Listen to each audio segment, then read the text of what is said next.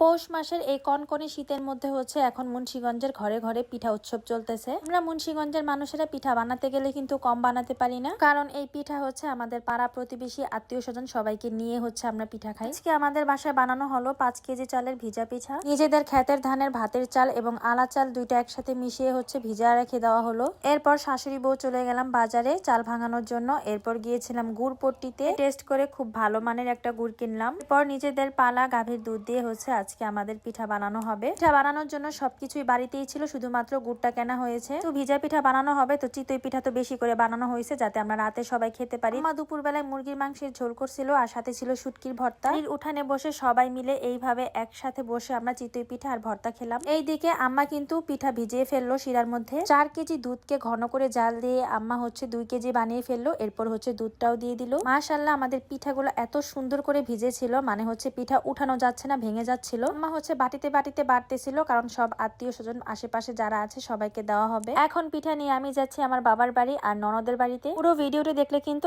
আপনিও বাসায় এইরকম পারফেক্ট ভিজা পিঠা বানাতে পারবেন। আসসালামু আলাইকুম, কি অবস্থা সবার বলেন? এই তো দেখেন আমাদের মুন্সিগঞ্জে কি অবস্থা। এইবার হচ্ছে এত শীত পড়ছে, মানে মুন্সিগঞ্জকে সারা বাংলাদেশের মানুষ মনে রাখবো এই শীত। আম্মাই দেখি সকালবেলা বড় বড় পাতিলা নিয়ে বসছে। তো এদিকে হচ্ছে আলা চাল আর ভাতের চাল ভিজানো হইলো। আজকে কিন্তু আমরা 5 কেজি চালের পিঠা বানাবো। ভিজাই আইসা রেডি হয়ে গেলাম। শাশুড়ি বউ মিলে এখন যাবো একটু বাজারে। আমরা চলে গেলাম হচ্ছে তালতলা বাজারে। প্রথমে চাল ভাঙাই নিলাম, এরপরে হচ্ছে আমরা গুড়পট্টিতে চলে আসলাম। ভালো দেখে একটা গুড় কিনলাম, যেহেতু শাশুড়ি নিয়ে আসছি আজকে আর আমার বোকা বানাতে পারবো না। এরপর আম্মা দুপুর বেলায় চালের গুঁড়াটাকে হচ্ছে পানি দিয়ে ভিজায় রাখবে। তো আজকেই হচ্ছে চালের গুঁড়িটা করা হয়েছে, তো আজকে কোনো প্রকার ব্লেন্ডার করার প্রয়োজন নাই। ওর আমাদের নিজেদের পালের গাভী থেকে দুধ দোয়ানো হলো। বিকেলবেলার 3 কেজি দুধ এবং সাথে ফ্রিজে ছিল আরো 1 কেজি দুধ, মোট 4 কেজি দুধ দিয়ে হচ্ছে আজকে পিঠা বানানো হবে। সন্ধ্যাবেলায় আম্মা চালের আটার মধ্যে গরম পানি দিয়ে দিল, এরপর সুন্দর করে মথে নিল। সময় নিয়ে চালের গুঁড়াটাকে ভালোভাবে মিক্সড করতে হবে। দেখেন আম্মা হচ্ছে পিঠা বানানো শুরু করে দিল অলরেডি। একটা চুলার মধ্যে হচ্ছে পিঠা বানানো হইতেছে, আরেক চুলায় হচ্ছে দুধ জাল করা হইতেছে। মাশাআল্লাহ, পিঠাগুলা দেখেন কত সুন্দর করে ফুলেছে। আমার শাশুড়ি সব কাজে এক্সপার্ট,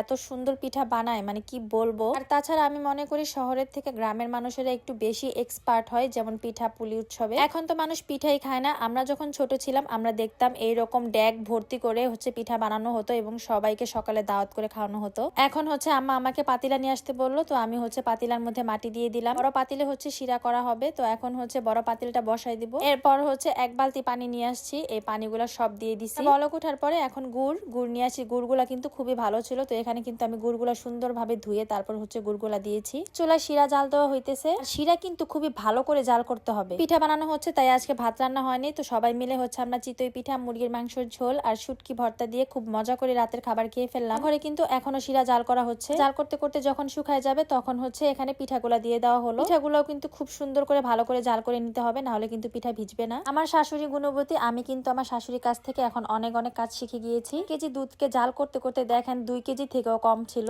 এরপর হচ্ছে দুধ ঢেলে দেওয়া হলো। দুধটা দেওয়ার আগে কিন্তু অবশ্যই আপনি পিঠাগুলা একটু নামিয়ে ঠান্ডা করে নিবেন, না হলে কিন্তু দুধটা ফেটে যাবে। এটাকে সারা রাতের জন্য রেস্টে রেখে দেবো। এগুলা কিন্তু মাশাআল্লাহ অনেক সুন্দরভাবে ভিজে গিয়েছিল এবং পিঠা উঠাতেই হচ্ছে ভেঙে যাচ্ছিল। মা হচ্ছে সবার জন্য পিঠা বাড়তেছিল, তারা প্রতিবেশী সবাইকে দেওয়া হয়েছে। তো এখন হচ্ছে আমি আমার বাবার বাড়িতে নিব, ননদের বাসায় দিব এবং হচ্ছে আমার শাশুড়ির বাবার বাড়ি, মানে হচ্ছে আমার নানি শাশুড়ির বাড়িতেও দেওয়া হবে। সকালবেলা যেহেতু হাজবেন্ড দোকানে যাবে, তো হাজবেন্ডের সাথেই আমি যাচ্ছি, কারণ আমার বাবার বাড়ির বাজারেই হচ্ছে আমার হাজবেন্ডের দোকান। তো একসাথেই যাচ্ছিলাম আমরা। আর আমাদের মুন্সিগঞ্জের রাস্তাঘাটের ভিউ গুলা যে এত সুন্দর। আমি চলে আসছি বাবার বাড়িতে। তো বাবার বাড়ি থেকে পিঠা দিয়ে তারপরে হচ্ছে চলে যাব ননদের বাড়িতে। চাচার ঘরের জন্য 2 বাটি করে আনছি পিঠা। টাইম হওয়াতে এইদিকে তো আমার চাচি কোনোভাবে আমাকে আসতে দিবে না। তো চাচি হচ্ছে চুলার মধ্যে গরুর মাংস রান্না করতেছিল। জোর করে ধরে হচ্ছে আমাকে একদম গরম ভাত দিয়ে গরুর মাংস খাওয়াই দিল। আর এই চালের ভাতগুলো আপনারা কে কে খান আমাকে কমেন্ট করবেন। এইগুলা হচ্ছে আমাদের ক্ষেতের ধানের চাল, এগুলাকে আমনের চাল বলা হয়। এই চালগুলা হচ্ছে এত মিষ্টি লাগে, মানে এই চালের ভাত। অনেকদিন পরে হচ্ছে এই চালের ভাত খেলাম। যেহেতু সময় নাই, আমি হচ্ছে তাড়াহুড়া করে এখন যাব ননদের বাসায়। তো শুধুমাত্র আমি গরুর মাংস দিয়ে হচ্ছে কয়েকটা ভাত খেয়ে তারপর হচ্ছে যাব। ওই যে আবার দেখেন লেবু কাইটাই না দিল। এদিকে আমি ভাত খাচ্ছিলাম, আমার ছেলেকে মিস করতেছে, কারণ ছেলেকে নিয়ে যাইনি। আবার আমার চাচা জোর করে আমার হচ্ছে প্লেটে ভাত দিয়ে দিল। এমন ভাত খাওয়াইছে, পরে আর উঠতেই পারি না। পরে হচ্ছে যাই হোক কষ্ট মষ্ট করে গাড়ি নিয়ে চলে আসলাম মিধা বাড়ি। তো ননদের শাশুড়িকে বলছিলাম রাস্তায় আসেন, ছেলে কান্নাকাটি করতেছে। পরে হচ্ছে আর বাসায় গেলাম না, তো ননদের শাশুড়ির কাছে দিয়ে দিলাম। ভিডিও এখানে শেষ করছি, সবাই ভালো থাকুন, আল্লাহ হাফেজ।